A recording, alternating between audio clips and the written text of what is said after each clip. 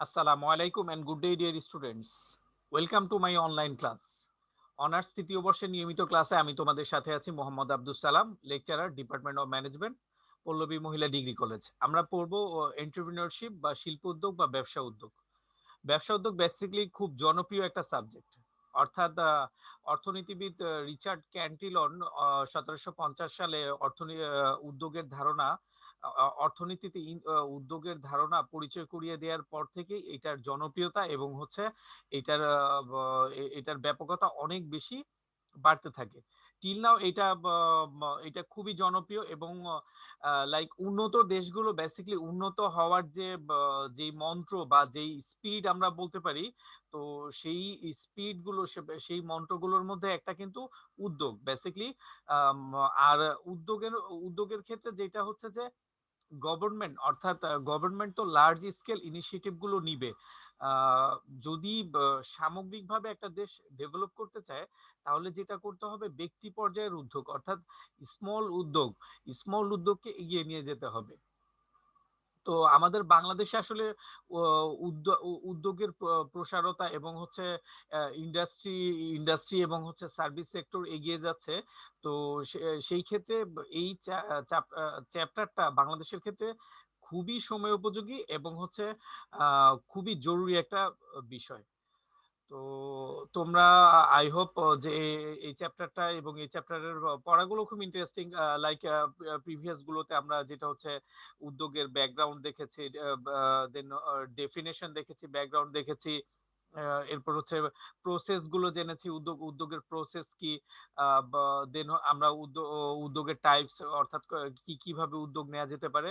দেন আমরা হচ্ছে উদ্যোক্তার কোয়ালিটি সম্পর্কে, বিভিন্ন ধরনের উদ্যোক্তাদের স্পেশাল কোয়ালিটি থাকে যেটা হচ্ছে জেনারেল মানুষের সাথে ম্যাচ করে না বা জেনারেলি পাওয়া যায় না। তো সেই কিছু কোয়ালিটি নিয়ে আলোচনা করেছি। আজকে বাকি যে কোয়ালিটি গুলো আছে সেগুলো নিয়ে আমরা আলোচনা করব। তো চলো আমরা ক্লাস শুরু করি।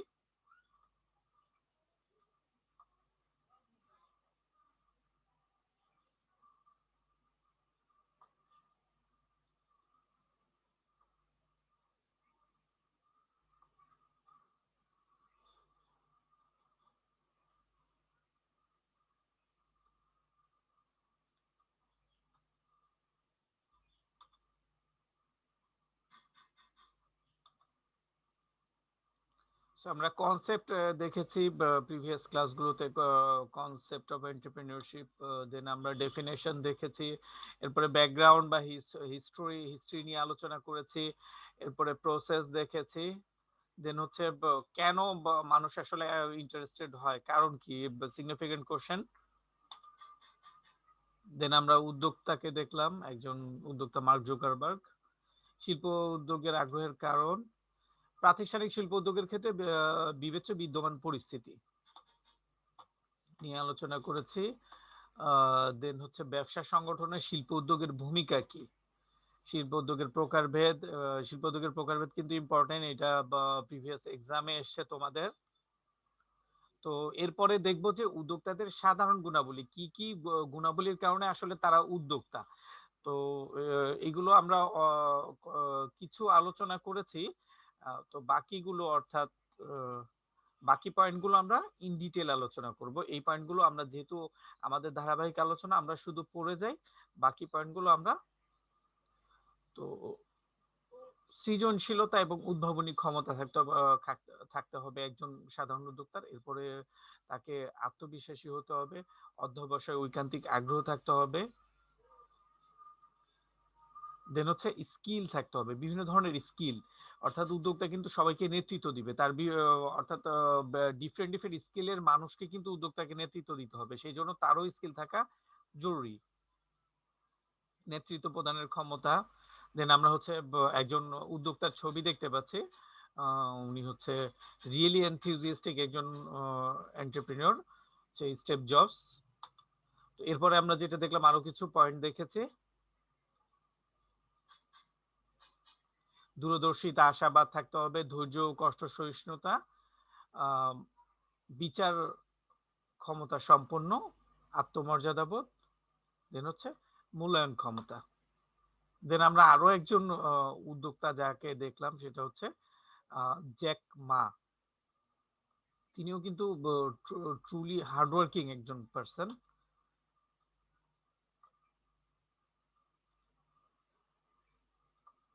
এরপরে যেটা আমরা দেখেছি সেটা হচ্ছে যে মানসিক শক্তি এবং ঝুঁকি গ্রহণের ক্ষমতা, এবং হচ্ছে তার কি থাকতে হবে, উদ্যম থাকতে হবে, উদ্যম থাকতে হবে এবং উত্তম আচরণ, উত্তম আচরণ ও নমনীয়তা। তো আমরা এই যে one of the greatest entrepreneur, যেটা হচ্ছে one of the top richest person also, এলেন মাস্ক, তো তিনি তাকে দেখতে পাচ্ছি, তো তার বেসিকলি যে স্মাইল সেটাই তার কনফিডেন্ট, এবং হচ্ছে প্রিভিয়াস আমরা যে কোয়ালিটি গুলো বললাম, so it shows actually on him. তো এই যে গুণগুলো আমরা দেখতে পাচ্ছি সবগুলো কিন্তু প্রত্যেকটা উদ্যোক্তার মধ্যে একেবারে ফুটে ওঠার মতো একটা অবস্থা, ফুটে উঠছে, সবগুলো উদ্যোক্তার মধ্যেই ফুটে উঠছে। তো এই এখন আমরা এই বিষয়গুলো আলোচনা করব।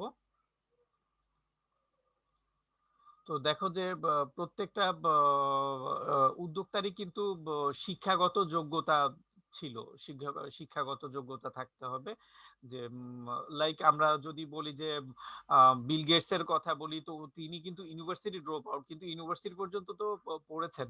তবে কিছু উদ্যোক্তা, লাইক আমরা যদি আকিজ গ্রুপের কথা বলি, মিস্টার আকিজ সাহেব, তো তিনি কিন্তু বেসিকলি এডুকেশন কোয়ালিফিকেশন ছিল না, কিন্তু তারপরেও কিন্তু একজন, অর্থাৎ বাংলাদেশের মধ্যে অনেক বড় একজন উদ্যোক্তা।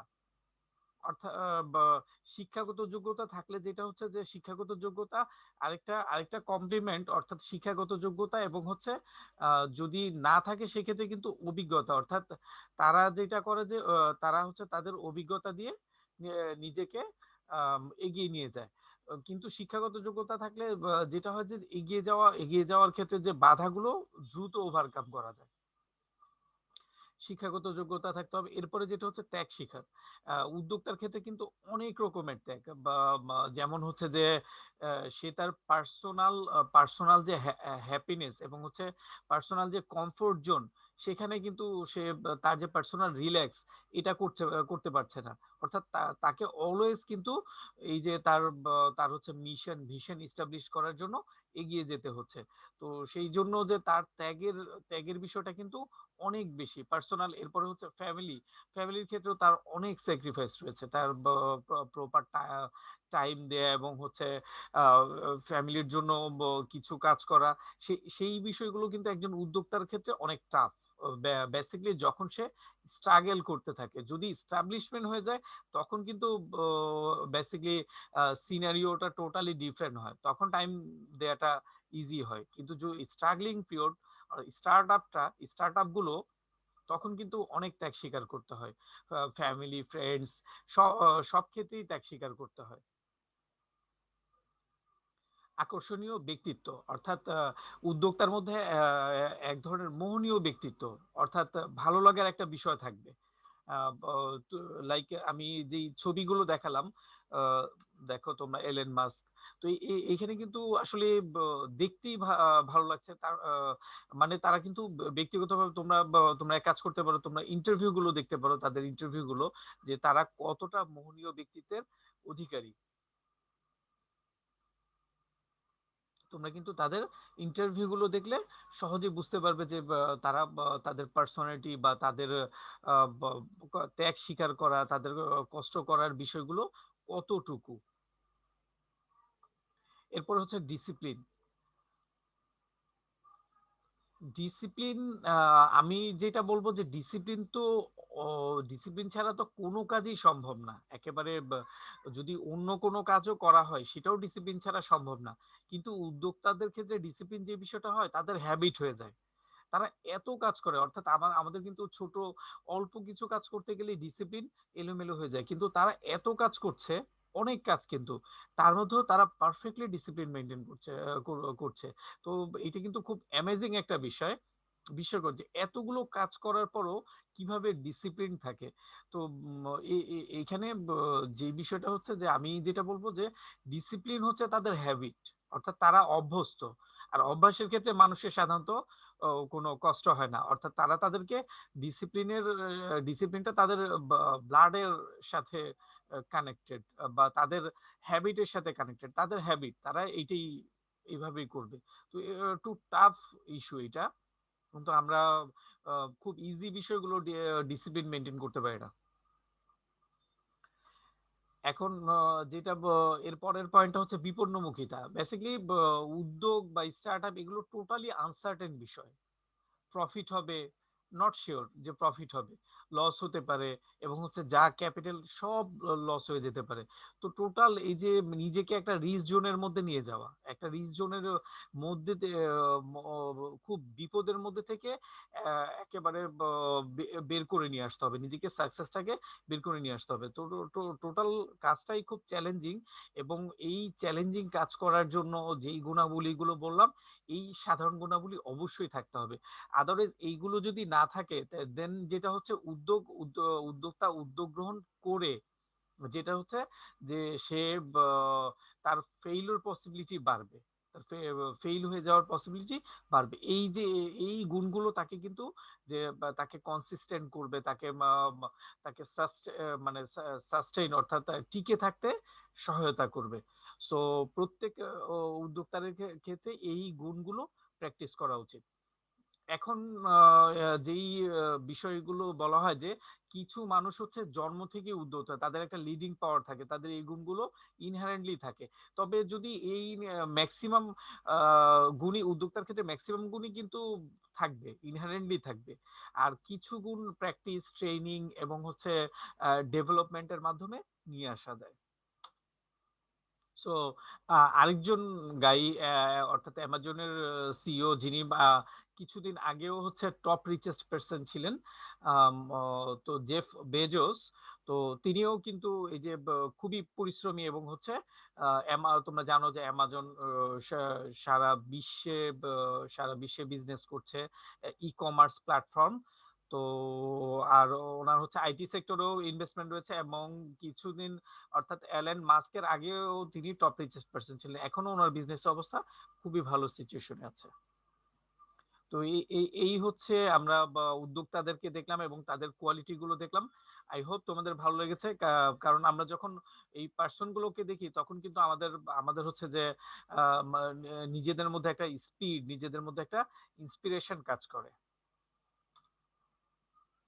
এখন একটা সিগনিফিকেন্ট কোশ্চেন নিয়ে আলোচনা করব তোমাদের সাথে, সেটা হচ্ছে উন্নয়নশীল দেশ, অর্থাৎ আমাদের বাংলাদেশের ক্ষেত্রে শিল্প উদ্যোক্তার বা শিল্প উদ্যোগের ভূমিকা ভূমিকা বা গুরুত্ব একটি দেশের, এটাকে আবার আমরা অন্য কথায় বলতে পারি একটি দেশের অর্থনৈতিক উন্নয়নে উদ্যোক্তার ভূমিকা।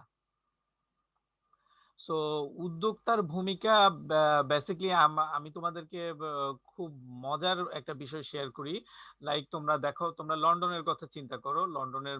লন্ডন বা শিল্প বিপ্লবটা বেসিক্যালি এই যে উদ্যোক্তা বা উদ্যোগের বিষয়, অর্থনীতির বিষয়গুলো কিন্তু আমাদের সামনে আসার কারণ হচ্ছে শিল্প বিপ্লব, এবং পরবর্তীতে আরো আরো অনেকগুলো, যেমন ইনফরমেশন টেকনোলজি, এই বিষয়গুলো কিন্তু অর্থনীতিকে এগিয়ে নিয়ে গেছে। তো সব মিলিয়েই কিন্তু উদ্যোক্তা খুব নিজের আম, নিজের নিজেই একটা ডিসিপ্লিনে বা একটা সাবজেক্ট হিসাবে নিজের জায়গা তৈরি করে নিয়েছে। এই ক্ষেত্রে যেটা আমি বলবো যে উদ্যোক্তা, লাইক ইংল্যান্ডের শিল্প বিপ্লব হলো, পাশের যে দেশ ফ্রান্স, তো সেখানকার অর্থনীতিবিদরা উদ্যোগের ক্ষেত্রে কিন্তু বিভিন্ন ধরনের কনসেপ্ট ডেভেলপ করলো। তার মধ্যে একজন হচ্ছে রিচার্ড ক্যান্টিলন। তিনি কি করলেন, উদ্যোক্তার কনসেপ্টটা প্রথম অ্যারাইজ করেন। তো তারপর থেকেই উদ্যোগ বিষয়টা জনপ্রিয়তা পেতে শুরু করে, এবং এখন তো খুবই প্রতিষ্ঠিত একটা বিষয়। তো যে উদ্যোগ যেই বিষয়গুলোর ক্ষেত্রে ফোকাস করে, যে বিষয়গুলোর ক্ষেত্রে খুব বেশি ভাইটাল রোল প্লে করে, সেগুলো এখন আমরা দেখব। লাইক হচ্ছে শিল্পায়ন। শিল্পায়ন একটা দেশের উন্নয়নের ভিত্তি বলতে পারি। শিল্পায়ন ছাড়া কিন্তু একটা দেশের উন্নয়ন কোনোভাবেই সম্ভব না। একটা দেশ যদি কৃষিতে যতই উন্নত হোক, বর্তমান কনটেক্সটে তাকে কিন্তু উন্নত দেশ বা এগিয়ে যাওয়ার ক্ষেত্রে খুব একটা কিছু করতে পারবে না। লাইক গ্লোবাল নিডসই কিন্তু এখন চেঞ্জ হয়ে গেছে। একটা সময় যেটা ছিল যে বেসিক নিডস গুলো, খাদ্য, বস্ত্র, চিকিৎসা, বাসস্থান, সেবা, এবং হচ্ছে এখন যেটা সাথে বিনোদনও, এই বেসিক নিডস গুলোর প্যাটার্ন গ্লোবালি কিন্তু চেঞ্জ টোটালি। কিন্তু এখন আহ, আম, এখন মানুষ বেসিক নিডসকে যেভাবে, যদিও এখনো মানুষ অভুক্ত থাকে, এখনো মানুষ ক্ষুধা নিয়ে থাকতে হয়, কিন্তু যেহেতু আমরা উদ্যোগ এবং সেগুলোকেও সলভ করতে হবে, এবং সেগুলো সলভ করার জন্য জাতিসংঘ বিভিন্ন ধরনের পলিসি এবং দেশগুলো বিভিন্ন ধরনের পলিসি প্রসিডিওর করছে, চেষ্টা করছে। বাট যেহেতু আমরা উদ্যোগ পড়ছি, উন্নয়নের বিষয় পড়ছি, তো শিল্পায়ন কিন্তু উন্নয়নের চাবিকাঠি।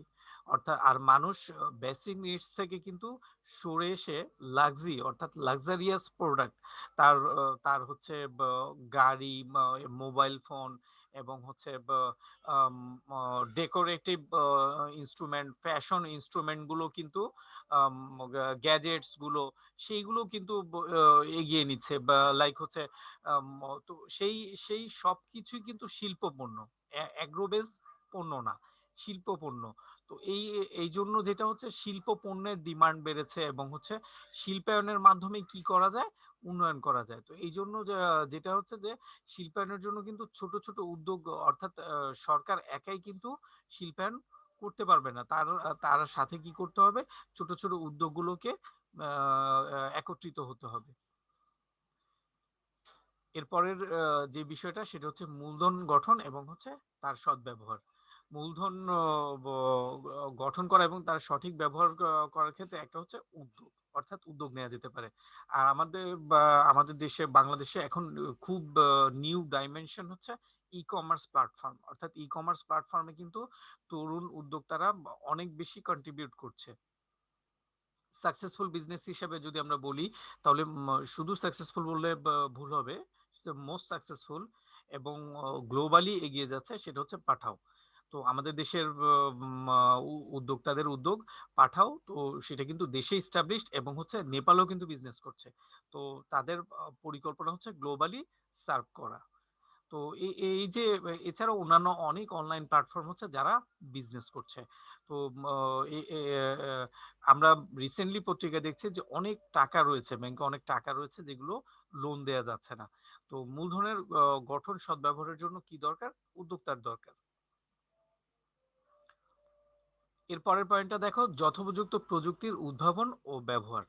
অর্থাৎ টেকনোলজির বিষয়, রাইট টেকনোলজি, অর্থাৎ জেনারেশন চেঞ্জ হলে টেকনোলজিক্যাল প্যাটার্নও কিন্তু চেঞ্জ হয়ে যায়। তখন কিন্তু যেই বিষয়টা হয় যে উৎপাদনের ক্ষেত্রে হিউজ একটা চেঞ্জ চলে আসে। তো একটা উদাহরণ দিলে তোমরা আরো বেশি ক্লিয়ার হবে। লাইক একটা সময় আমরা কম্পিউটারের ট্রানজিস্টর ইউজ করতাম, এরপরে যেটা হলো আমরা ট্রানজিস্টরের পরে আমরা হচ্ছে ইন্টিগ্রেটেড সার্কিট ব্যবহার করা শুরু করলাম। তো প্রত্যেকের ক্ষেত্রে কিন্তু তাদের প্রোডাক্টিভিটি, তাদের পারফরমেন্স অনেক বেশি ডিফারেন্স রয়েছে। অর্থাৎ প্রোডাক্টিভিটি তোমার ইন্টিগ্রেটেড সার্কিটের ক্ষেত্রে যেমন, বা এখন আমরা মাইক্রো প্রসেসর ইউজ করছি, মাইক্রো প্রসেসর চিপ ইউজ করছি। তো এখন যেরকম, এখন যদি ব্যাকডেটেড কোনো প্রযুক্তি থাকে একজন, তো সেই ক্ষেত্রে কিন্তু যারা আপডেটেড অর্থাৎ প্রসেসর ইউজ করছে তাদেরকে রিচ করা, বা আর মার্কেট কম্পিটিটিভ এখানে কিন্তু আসলে মনোপলি বিজনেস করার কোনো উপায় নেই। এখানে হচ্ছে যে তোমার যেটা হচ্ছে যে মাল্টি মাল্টি পার্সন, অর্থাৎ মাল্টি পার্টিজ ইনভলভ রয়েছে, অর্থাৎ সো মাচ কম্পিটিটিভ এনভায়রনমেন্টে। তাহলে একজন এখানে সবাই কম্পিটিটর, তাহলে একজন যদি খুব আপডেটেড টেকনোলজি নিয়ে বিজনেস করে, আরেকজন যদি ব্যাকডেটেড টেকনোলজি, তখন তো সে তার ম্যানুফ্যাকচারিং বা তার প্রোডাক্ট কনজিউমার রিচ করতে পারবে না, কনজিউমারের কাছে অতটা অ্যাকসেপ্টেন্স পাবে না। এই জন্য যেটা হচ্ছে আপডেটেড টেকনোলজির সাথে থাকতে হবে এবং হচ্ছে তার ব্যবহার করতে পারবে।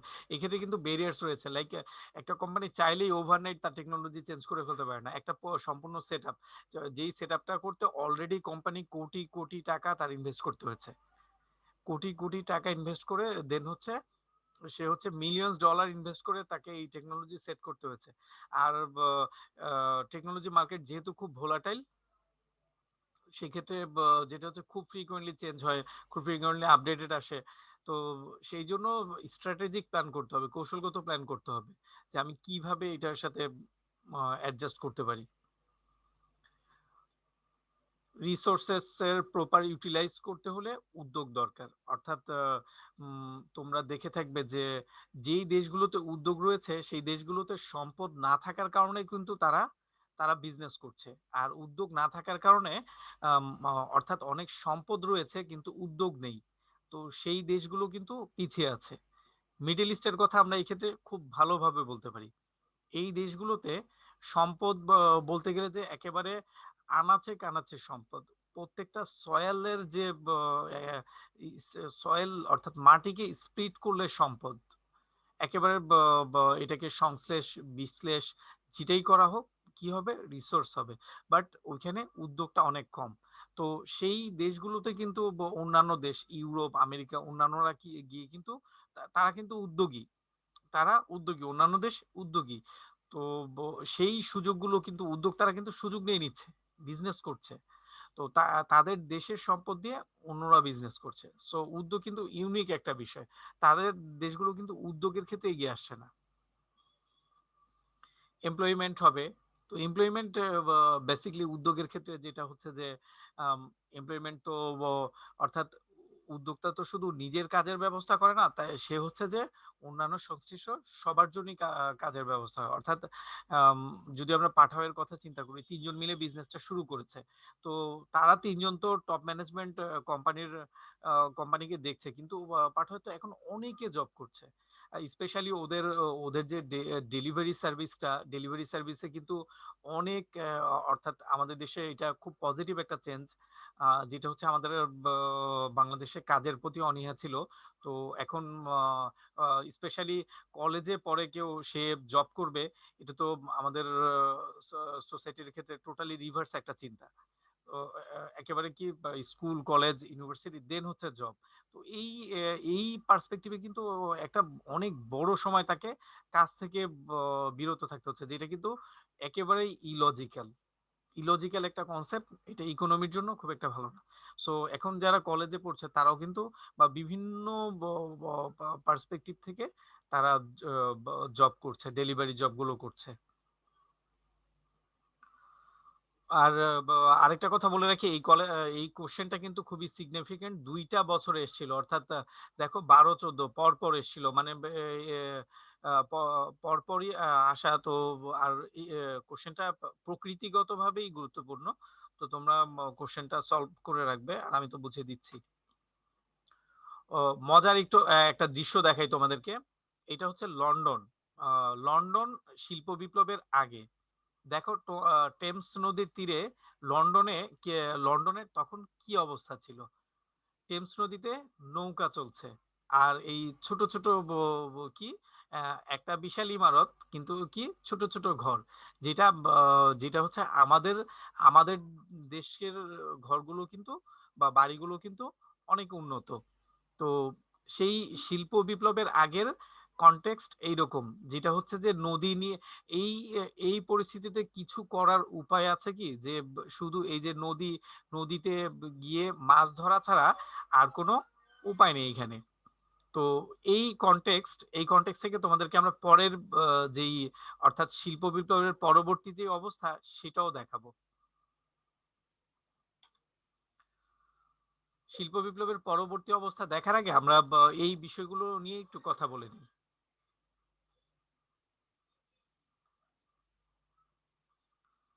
ভারসাম্যমূলক জাতীয় উন্নয়ন, অর্থাৎ আম, যেটা হচ্ছে জাতীয় উন্নয়নের ক্ষেত্রে একটা ভারসাম্য থাকবে। যেমন যদি যে ক্যাপিটালিজমের ক্ষেত্রে যেটা হয় ধনতান্ত্রিক দেশে, একটা পার্টি হচ্ছে তারা রিচ হবে। যেমন ক্যাপিটালিজমের কনসেপ্ট হচ্ছে the rich will be richer, poor will be poorer. গরিব গরিব হবে, আর ধনীরা ধনী হবে। তাদের টাকা পয়সা বাড়বে, ধনীরা ইনভেস্ট করবে, টাকা পয়সা বাড়বে, গরিবরা চাকরি করবে, তার জেনারেশন আবার চাকরি করবে, চাকরি করতে করতে নিচে চলে যাবে একদম। অর্থাৎ এটার ভ্যারিয়েন্সটা অনেক। ভারসাম্যমূলক ভারসাম্য নেই। এটা এটা হচ্ছে কি এক পাশ বাড়বে আরেক পাশ কমে যাবে। বাট যদি উদ্যোগ গ্রহণ করবে করে তাহলে কিন্তু সেক্ষেত্রে এইরকম উন্নয়নের ক্ষেত্রে ভারসাম্য হবে। যেভাবে উদ্যোগ গ্রহণ ক্ষেত্রে কিন্তু কোনো লিমিট নেই যে এই পোর্শনটা কমিউনিটির এই পোর্শনটা উদ্যোগ নিতে পারবে, বা এলিট ক্লাস উদ্যোগ নিতে পারবে আর কেউ নিতে পারবে না। উদ্যোগ গ্রহণ কিন্তু ওপেন, যে কেউ উদ্যোগ গ্রহণ করতে পারে। কাজেই উদ্যোগ গ্রহণ করলে যেটা হচ্ছে যে জাতীয় উন্নয়নটা একটা ভারসাম্য হবে। এরপরের পয়েন্টটা হচ্ছে পারসেপশন মূল্যবোধ এবং মনোভাবের পরিবর্তন। এখানে যদি উদ্যোগ গ্রহণ করে, যেমন এখন উদ্যোগ গ্রহণ করে অনেকেই যে কাজের যে ভ্যালু সেইটা কিন্তু দিচ্ছে, মূল্যবোধ এবং মনোভাবের পারসেপশনের পরিবর্তন হচ্ছে, যেটা কিন্তু একটা সময় একেবারেই ছিল না। তো এইটা কিন্তু খুব দরকার।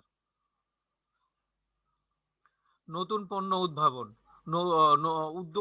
উদ্যোক্তা তৈরি হলে নতুন নতুন পণ্য উদ্ভাবন হবে। আর পণ্য আসলে কিন্তু আগে একটা সময় ছিল মানুষের নিড হলে, অর্থাৎ নিডস থেকেই সবকিছু অ্যারাইজ হতো। অর্থাৎ কি লাগবে, নিড লাগবে,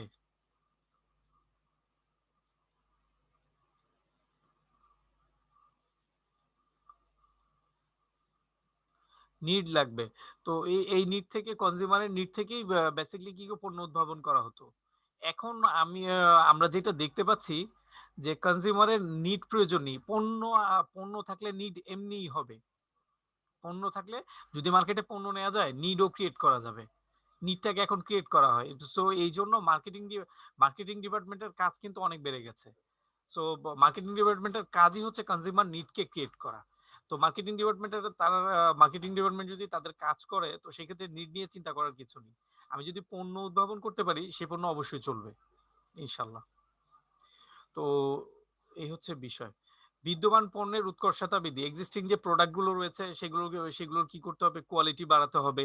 এবং হচ্ছে যেহেতু গ্লোবাল কম্পিটিটিভ একটা স্টেজে নিয়ে যেতে হবে। আর যদি নিয়ে যাওয়া না হয়, সেক্ষেত্রে যেটা হবে, মার্কেটে উদ্যোক্তা ফেল করবে এবং হচ্ছে তার বিজনেস হারিয়ে যেতে পারে। যেভাবে আমরা একটা খুব জনপ্রিয় উদাহরণ নোকিয়া ফোনের কথা বলতে পারি, যেটা হচ্ছে একসময় মার্কেটে শুধু তাদেরই একচ্ছত্র রাজত্ব ছিল। আর এখন যেখানে মার্কেটে যে মানে কেউ ইউজ করে কিনা সেটা খুঁজে দেখতে হবে।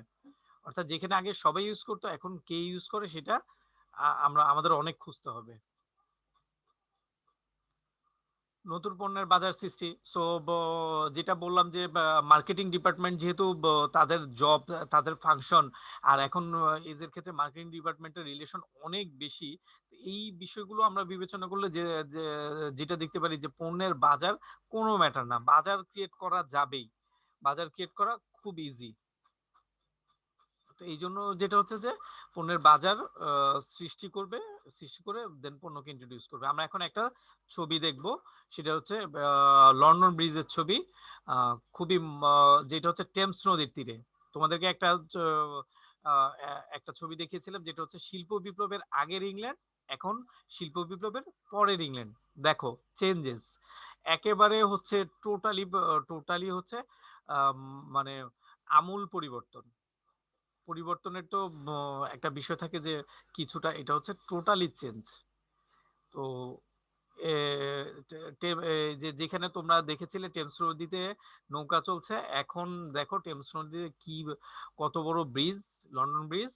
এবং হচ্ছে যে আশেপাশের বিল্ডিং গুলো দেখো, ছোট ছোট ছোট বাড়ি ছিল, সেখানে কত বড় বড় বিল্ডিং হয়েছে। তো এইটাই বেসিক্যালি ইন্ডাস্ট্রিয়ালাইজেশন, বা শিল্পায়নের চেঞ্জেস গুলো এসছে। এবং এই সবকিছু কিন্তু উদ্যোগ গ্রহণের ফলে। এর পরের যেই পয়েন্টগুলো রয়েছে সেগুলো হচ্ছে যে জাতীয় আয় বৃদ্ধি করে। যেহেতু উদ্যোগের ক্ষেত্রে এমপ্লয়মেন্ট ক্রিয়েট হয়, তো সেক্ষেত্রে এমপ্লয়মেন্ট ক্রিয়েট হলে অধিক মানুষের কর্মসংস্থান হলে জাতীয় আয় কিন্তু বৃদ্ধি পায়। সবাই অ্যাক্টিভ থাকলে তখন জাতীয় আয় বেড়ে যায়। জীবনযাত্রার মান উন্নয়ন, মানুষ যখন তার ইনকাম বেড়ে যায়, তখন কিন্তু তার লাইফস্টাইলে অটোমেটিক একটা চেঞ্জ চলে আসে।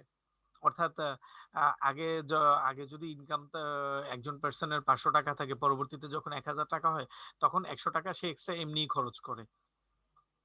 এটা জেনারেল টেন্ডেন্সি তার তার লাইফের জন্য, তার কস্টিউমের জন্য, তার ফ্যাশনের জন্য। আর আমি বলেছি যে এখন মানুষ খুব বেশি ফ্যাশন অর্থাৎ লাইফস্টাইলে ইনভেস্ট করছে, বেসিক নিডসে কিন্তু খুব কম ইনভেস্টমেন্ট হয়। এরপরের যেটা হচ্ছে অর্থনৈতিক ক্ষমতার কেন্দ্রীকরণ অবসান, অর্থাৎ ধনতান্ত্রিক দেশে যেভাবে অর্থনৈতিক ক্ষমতা একটা এক জায়গায় চলে যায়, অর্থাৎ এলিট ক্লাসের কাছে চলে যায়, সেই বিষয়টা কিন্তু কি করা হয়, একটু মিনিমাইজ করে নিয়ে আসা হয়। অর্থাৎ সবাই পার্টিসিপেশন করবে, অর্থনৈতিক উন্নয়নে পার্টিসিপেশন থাকবে প্রত্যেকেরই।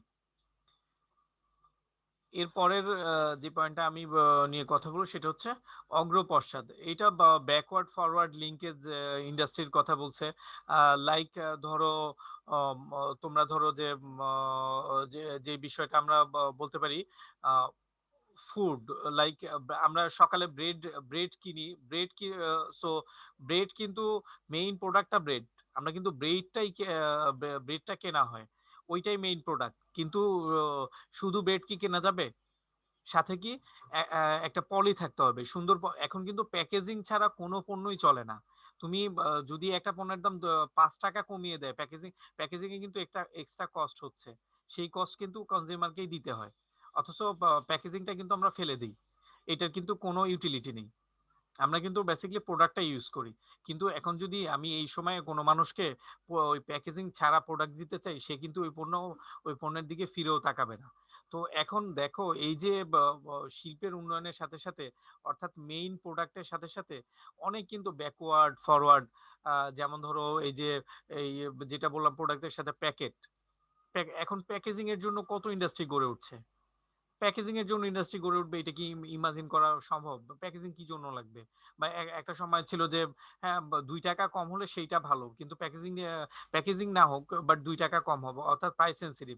আর এখন পার্সন বা কনজিউমাররা হচ্ছে একেবারে লেস প্রাইস সেন্সিটিভ, অর্থাৎ তারা হচ্ছে কোয়ালিটি সেন্সিটিভ। তাদের প্রোডাক্ট কোয়ালিটি কিরকম হবে, প্যাকেজিং করা, হ্যাঁ প্রোডাক্ট ভালো। আর এখন করোনা এসে তো এনভায়রনমেন্ট টোটালি চেঞ্জ করে দিয়েছে। অর্থাৎ করোনা আসার পরে যেটা হচ্ছে সেটা তো আরো অর্থাৎ প্যাকেজিং এই জাতীয়, লাইক দেখো স্যানিটাইজার, যেখানে এই জাতীয় পণ্য মানুষ কখনোই কিনতো না, এখন হচ্ছে স্যানিটাইজার বিজনেস, এই জাতীয় বিজনেস যারা ছিল তাদের প্রফিট সবচেয়ে বেশি হচ্ছে। তো এই জন্য ছোট ছোট পার্ট, প্লাস্টিক, কাগজ, এই জাতীয় বিজনেস গ্রো করছে।